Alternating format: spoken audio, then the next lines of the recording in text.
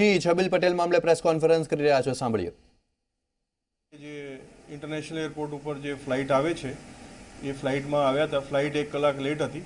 અમારી પાસે ઇન્ફોર્મેશન હતી એટલે ઇન્ફોર્મેશન આધારે પછી ઇમિગ્રેશનમાં આવ્યા તો મારા અધિકારીઓ ડીવાયએસપી રાવલ છે, ઇન્સ્પેક્ટર દવે છે, એ લોકો ત્યાં ગોઠવેલા હતા અને એમને ત્યાંથી એમને લઈ લીધું અને હવે અહીંયા ઓફિસમાં એમને લઈ આવ્યા છે અને પ્રાથમિક પૂછપરછ જે છે ચાલી રહી છે અને અત્યારે અમને ધરપકડ કરી અને ભુજની કોર્ટમાં ફર્ધર રિમાન્ડ માટે, પોલીસ રિમાન્ડ માટે પ્રોડક્શનની કાર્યવાહી જે છે એ થશે.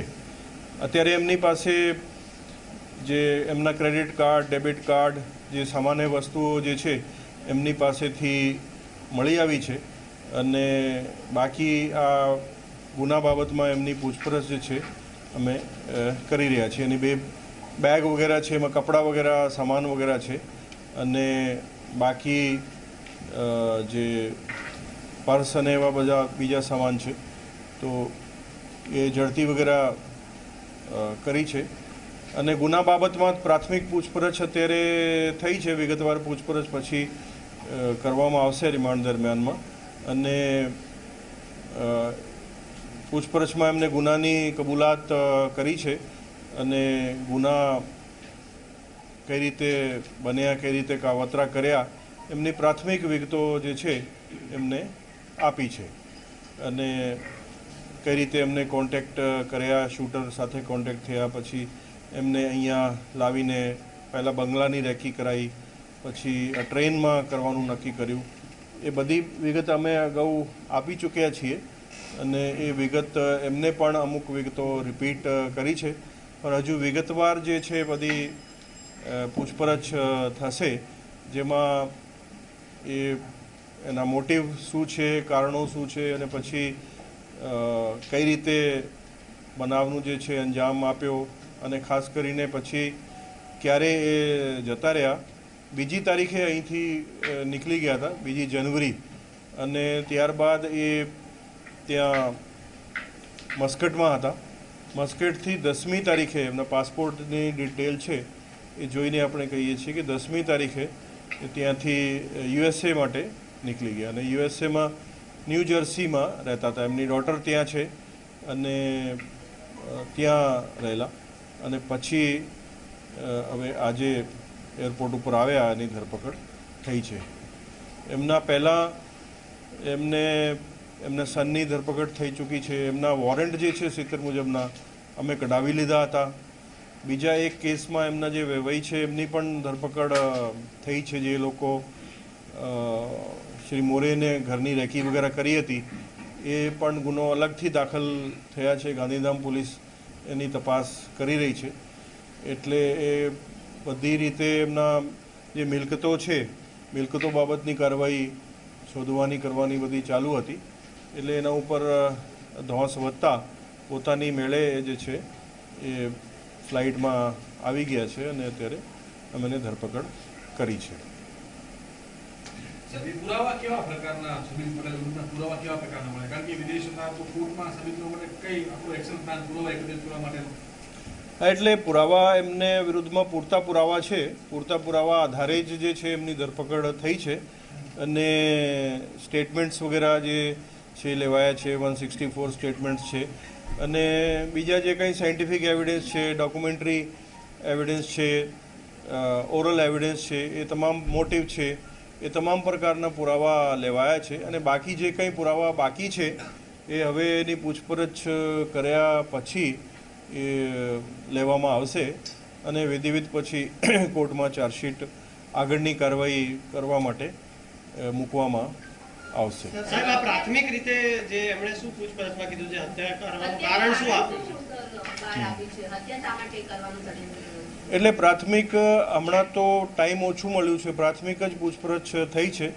પર મુખ્ય જે કારણ એમનું હતું કે અદાવત એકબીજા સાથે ચાલતી હતી જયંતિ ભાનુશાલી સાથે અને મેઇનલી જે કેસીસ થયા અને ખાસ કરીને દિલ્હીના જે એના ઉપર એક કેસ થયા અને એના લીધે અમને ખૂબ ત્યાં ખર્ચા વગેરે બી થયા અને એમને ત્યાંથી એન્ટિસિપેટરી બેલ લીધું અને એ રીતે પરસ્પર કેસો થયા એવી વાત જે છે એ છે. અને એનાથી અદાવત જે છે પહેલાંથી હતી, અદાવત વધતી ગઈ અને એના લીધે જ એમને એમ લાગ્યું કે હવે હું જેલમાં જઈશ અને જેલમાં પછી મારા ઉપર બીજા બી કેસો થવાની શક્યતા છે એવી એમને ગણતરી હતી. તો અત્યારે તો એ પ્રમાણે એ બતાવી રહ્યા છે કે ભાઈ આના લીધે આ કર્યું છે.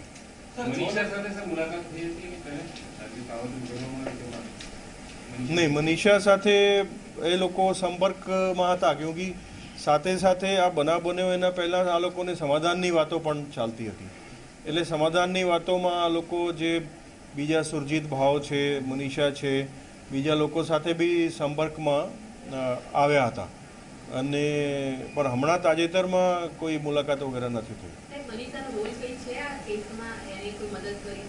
હા, મનીષાના રોલ છે એટલે એના વિરુદ્ધ પણ અમે કાર્યવાહી જે છે એમને પણ શોધી રહ્યા છીએ. એ પણ આજે કાવતરાનું જે છે ભાનુશાલીના જે મર્ડર થયા એમાં એમને પણ ભાગ ભજવ્યા છે કાવતરામાં.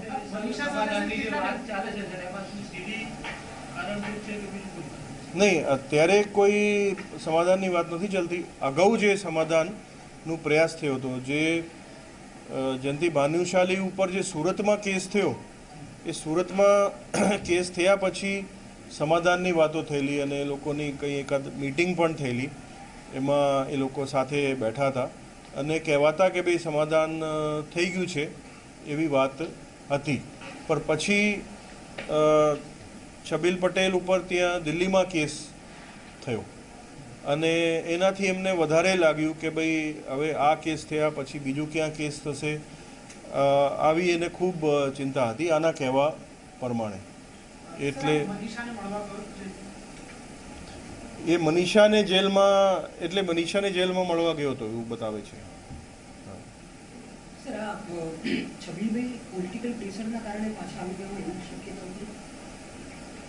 નહીં, એમાં અત્યારે તો એ એક્સ MLA છે અને પોલિટિકલ પ્રેશર તો કોઈ નહીં. મેઇનલી તો શું છે કે અમે એમના વોરંટ એમના વિરુદ્ધ મેળવ્યા, 17 મુજબના વોરંટ. પછી 82 CRPCની કાર્યવાહી જે છે એ ચાલુ કરી હતી. એમની જે પ્રોપર્ટીઓ જેટલી છે સબ રજિસ્ટ્રાર પાસેથી, નોંધણી નિરીક્ષક પાસેથી, એ તમામ માહિતી અમે ભેગી કરવાની ચાલુ કરી હતી અને મીડિયાના માધ્યમથી એ બધું છાપામાં બધી વિગતો જે છે એ આવતી હતી. અને વત્તા એમના સનની જે છે એ ધરપકડ હમણાં થોડા દિવસ હજુ રિમાન્ડ ઉપર છે અને પછી એમના જે વેવાઈ છે એમની ધરપકડ થયેલી. એ ચારે બાજુ પ્રેશરની અંદર એ આવી ગયા હતા અને એટલા માટે જ એ આવી ગયા છે, અમારું એ જ માનવું છે.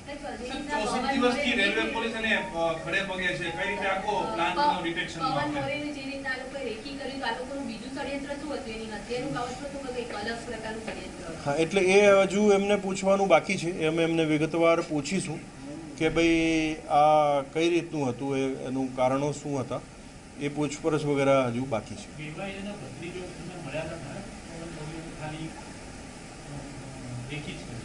નહીં, એ તમે આમ ગાંધીધામ પોલીસ પાસે વધારે વિગત છે, પણ એમના જે ઘરના વિડીયો વગેરે લીધા, ફોટોગ્રાફ લીધી, પછી કોઈ ઇન્ટરવ્યૂ વગેરે લેવાની વાત હતી અને અમુક થોડુંક રેકી જે છે એ તો થઈ ગઈ હતી, પણ આગળ જે કંઈ એક્ઝિક્યુશન વગેરે કહીએ આગળની અમુક બાબતો જે છે એ બાકી હતી. એ આ પ્રાથમિક રીતે તો એવું લાગે છે કે કારણ કે અધરવાઇઝ રેકી શાના માટે કરે અને એના મૂવમેન્ટ કેટલા વાગે ઓફિસ જાય છે, કેટલા વાગે આવે છે, એ રીતની કંઈ ના કંઈ ગણતરી હશે. એટલા માટે જ આ લોકો પ્લાનિંગ કરતા હશે. પણ હવે વિગતવાર આરોપી પોતે અમારી પાસે છે, એમને વિગતવાર પૂછીશું ત્યારે ખબર પડશે. 64 દિવસથી રેલવે પોલીસ ખડે પગે છે. કેટલાક અધિકારીઓ આમાં ડિટેક્શનમાં કામ લાગેલા છે. આખા કેસનો ઉકેલવા માટે કેવી ટીમ છે, આંકડો કેટલો હશે ને કઈ રીતે આખો એક્શન ડિટેક્શન કરવા માટે? એટલે એ તો વિગત અમે તમને અગાઉ લગભગ કુલ 3 પ્રેસ બ્રીફિંગ થઈ ગઈ છે, આજે ચોથી છે. એ બ્રીફિંગ પહેલાં કરી દીધી છે, પણ તમને ખબર છે કે ભાઈ